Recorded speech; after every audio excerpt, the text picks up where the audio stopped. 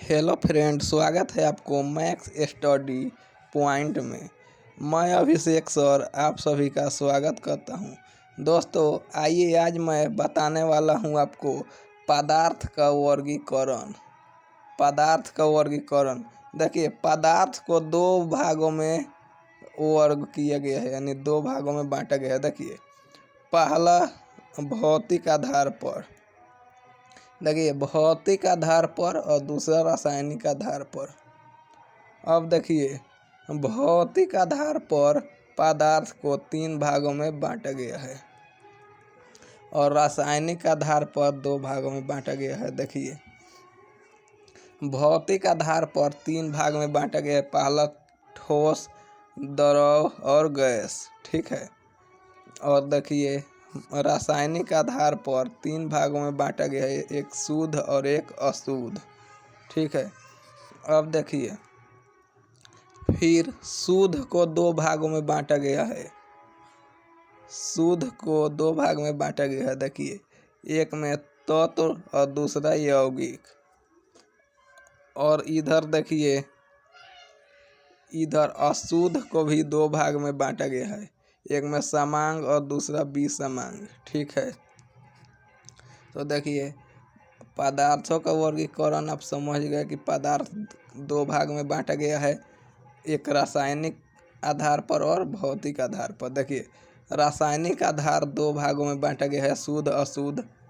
देखिए, अशुद्ध को हम मिश्रण भी बोलते हैं, ठीक है। और इधर देखिए, भौतिक आधार पर ठोस, द्रव और गैस तीन भागों में बांटा गया है।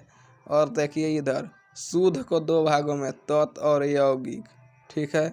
और देखिए, अशुद्ध यानी मिश्रण को दो भाग में, समांग और विषमांग, ठीक है।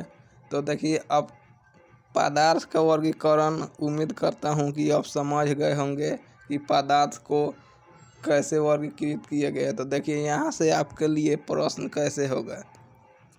प्रश्न आएगा, पदार्थ को कितने भागों में बांटा गया है, ठीक है। तो इसका आंसर हो जाएगा, पदार्थ को दो भागों में बांटा गया है, ठीक है। पदार्थ को दो भागों में बांटा गया है। देखिए, पहला भौतिक आधार और दूसरा रासायनिक आधार, एक क्वेश्चन हो जाएगा। अब देखिए, अगला प्रश्न होगा, भौतिक आधार पर पदार्थ को कितने भागों में वर्गीकृत किया गया है। तो देखिए, भौतिक आधार पर तीन भागों में वर्गीकृत किया गया, ठोस, द्रव और गैस, ठीक है। भौतिक आधार पर पदार्थ को तीन भागों में बांटा गया है। तो एक यहाँ से क्वेश्चन आ जाएगा। और फिर यहाँ से भी क्वेश्चन हो सकता है कि भौतिक आधार पर कौन कौन से पदार्थ को बांटा गया। तो अब देखिए, यहाँ आंसर होगा ठोस, द्रव और गैस, ठीक है।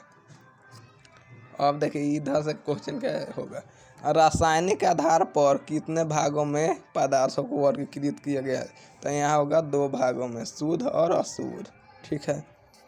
अब देखिए, एक प्रश्न और भी यहाँ बन जाएगा, वो बनेगा कि पदार्थ को रासायनिक आधार पर शुद्ध को कितने भागों में बांटा गया। तो यहाँ दो भाग, तत्व और यौगिक, ठीक है। और देखिए, एक प्रश्न और यहाँ बनेगा, अशुद्ध को कितने भागों में बांटा गया है, यानी मिश्रण को कितने भागों में बांटा गया है। तो यहाँ भी इसका भी दो हो जाएगा, समांग मिश्रण और विषमांग मिश्रण, ठीक है। इसका शॉर्ट में लिखे, यहाँ होगा समांग मिश्रण, ठीक है। और यहाँ होगा विषमांग मिश्रण, ठीक है। अब देखिए, पदार्थ की अवस्था, ठीक है, पदार्थ का अवस्था। देखिए, पदार्थ को कितने अवस्था होता है। तो पदार्थ का तीन अवस्था होता है, पहला ठोस, दूसरा द्रव और तीसरा गैस, ठीक है। पदार्थ को तीन भागों में बांटा गया है, ठोस, द्रव और गैस, ठीक है। पदार्थों को तीनों वर्गों में बांटा गया है, ठोस, द्रव और गैस। अब देखिए, यहाँ देखते हैं पदार्थ के अवस्था, ठीक है। पदार्थ की अवस्था में यहाँ चार भाग में है। देखिए, पहला है घनत्व, देखिए घनत्व पर ठोस, द्रव और गैस है। तो देखिए यहाँ से आप समझिए, जो पदार्थ का घनत्व होता है वह ठोस का सबसे अधिक होता है। देखिए ठोस का सबसे अधिक, उससे कम होता है द्रव का, ठीक है।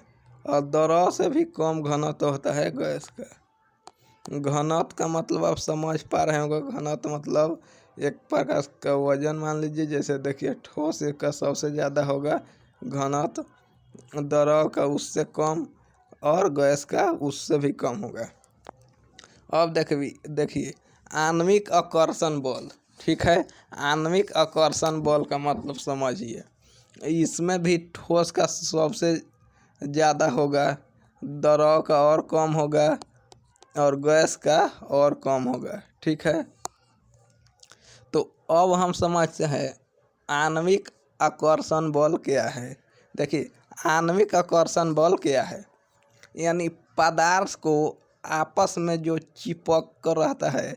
जैसे मान लीजिए कि पत्थर है, पत्थर हो गया ठोस, तो पत्थर को आप पटकिएगा तो वो अलग अलग नहीं होगा, एक गोला के रूप में रहेगा, वो जल्दी फूटेगा नहीं। और उसके क्योंकि उसके अंदर आकर्षण बल बहुत अधिक होता है, जो उसके अंदर रहता है। जैसे देखिए बता रहा हूँ, जैसे कोई चीज़ देखिए पदार्थ जैसे तो इसके अंदर ऐसे ऐसे ऐसे पूरा मतलब भरा हुआ रहता है, खाली स्थान नहीं रहता है। यानी पदार्थ जो है ना उसके अंदर जो खाली स्थान होता है, तो देख सकते हैं कि जो ठोस का होता है उसके अंदर खाली स्थान नहीं रहता है, इसलिए उसका अंतर आणविक बल बहुत ही मजबूती रहता है, ठीक है। और जो द्रव का होता है, जैसे द्रव हो गया पानी, तब पानी देखेगा तो ऐसे रहेगा। पानी में आप यदि कोई चीज़ जैसे पत्थर फेंकिएगा पानी में, तब पानी उतना दूर हट जाएगा, ठीक है। पानी उतना दूर, जैसे पत्थर फेंकेगा तो पानी उतना दूर देखिए हट जाएगा, ठीक है। पानी उतना दूर हट जाएगा, तो इसलिए आणविक स्थान जल में कम रहता है, आणविक बल, ठीक है। और आणविक एक स्थान होता है, एक आणविक बल होता है और एक आणविक स्थान होता है। तो देखिए आणविक बल उसको बोलते हैं जैसे इसके अंदर जो है स्थान बहुत कम रहता है, इसलिए यह मजबूत रहता है। तो जैसे ठोस का हो गया तो उसके अंदर देखिए आणविक स्थान बहुत कम रहता है, देखिए, तो इसको स्थान बोलते हैं। और वही जल में देखिएगा, जैसे पानी हो गया, जल हो गया, तो देखिए इसमें आणविक स्थान बहुत ज़्यादा रहता है जल में, मतलब लगभग ज़्यादा रहता है, क्योंकि आप कोई पत्थर फेंकिएगा तो पूरा खाली हो जाएगा अंदर, देखिए। तो यह हो गया आणविक आकर्षण बल और आणविक स्थान, ठीक है। और देखिए परासार, परासार माने फैलना, ठीक है। जैसे गैस, देखिए इसमें गैस का प्रसार ज़्यादा होगा, क्योंकि जैसे आप गैस देखिएगा तो बहुत तेज़ी से फैलेगा, द्रव उससे कम फैलेगा, और ठोस ना के बराबर फैलेगा। जैसे देखिए गैस, जैसे आप गैस LPG हो गया, उसको खोलिएगा तो पूरा फैल जाएगा, महकने लगेगा थोड़ी ही देर में। और जो पानी है, पानी आप फेंकिएगा तो वो भी फैलेगा, वो बहुत कम फैलेगा। और जैसे ठोस, पत्थर को आप फेंकिएगा तो वो फैलेगा नहीं फैलेगा। जैसे देखिए पत्थर को आप फेंकिएगा कहीं जाएगा, वो फैलेगा नहीं फैलेगा, ठीक है। अब देखते हैं हम क्या, विसरण, ठीक है। परासरण देख लिए, अब हम विसरण को देखते हैं। देखिए विसरण जो है, ये भी गैस जो है, गैस बहुत तेज़ी से फैलेगा इसका भी, ठीक है। और द्रव उससे कम फैलेगा। देखिए जैसे सेंट मान लीजिए होता है, सेंट जो फॉग वगैरह सेंट होता है ना, वो सेंट मारिएगा तो बहुत तेज़ी से फैलेगा, बहुत ज़्यादा से ज़्यादा स्थान एक ही बार मारिएगा और साफ दूर तक फैलेगा, ठीक है। और जो द्रव हो गया पानी, वह कम फैलेगा, ठीक है। द्रव जो पानी वह कम फैलेगा। और ठोस जैसे मान लीजिए बहुत सारा गिट्टी कंकर फेंकिएगा तो वो थोड़े ज़्यादा दूर फैलेगा। तो आई होप कि आप हमारा वीडियो समझ गए होंगे। अगर हमारा वीडियो आपको अच्छा लगे तो प्लीज़ हमारे चैनल को सब्सक्राइब कीजिए, हमारे वीडियो को लाइक कीजिए और ज़्यादा से ज़्यादा शेयर कीजिए। धन्यवाद दोस्तों हमारा वीडियो देखने के लिए।